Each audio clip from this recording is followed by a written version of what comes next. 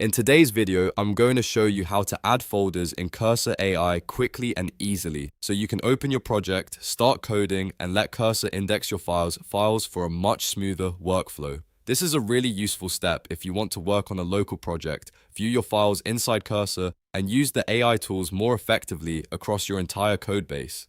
If this tutorial helps, make sure to hit the like button and subscribe for more simple software guides just like this.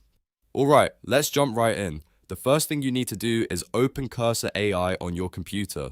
Once Cursor launches, you'll see the main interface and the top menu bar at the top of the window. From here, we're going to open a folder into Cursor so it knows exactly what project you want to work on. Next, click File in the top menu bar. This is where you'll find the options for opening projects, creating new files, and managing your workspace.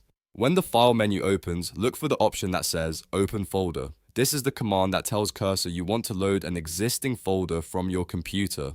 Now, click Open Folder. A file browser window will appear, and this is where you can choose the folder you want Cursor AI to use. Take a moment to browse through your computer and locate the project folder you want to open. This could be a website folder, a coding project, or any directory you want Cursor to index and understand. Once you find the correct folder, select it carefully. If you're working with a project that has multiple folders, make sure you choose the main parent folder so Cursor can access everything inside it. After selecting the folder, click Open. This is the final step, and Cursor will begin loading your workspace. After you click Open, Cursor AI will index the folder and scan the project files.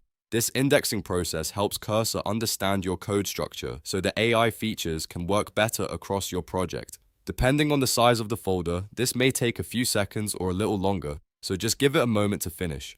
Once the folder is loaded, you'll see your files appear in the sidebar, and now you're ready to start working inside Cursor. From here, you can edit files, create new ones, search through your project, and use Cursor's AI assistance much more effectively because the entire folder is now connected. And that's it. You've successfully added a folder in Cursor AI. It's a simple process, but it makes a big difference when you want to work faster and keep your project organized. If this video helped you out, please give it a like, subscribe to the channel, and turn on notifications so you don't miss the next tutorial. Thanks for watching, and I'll see you in the next one.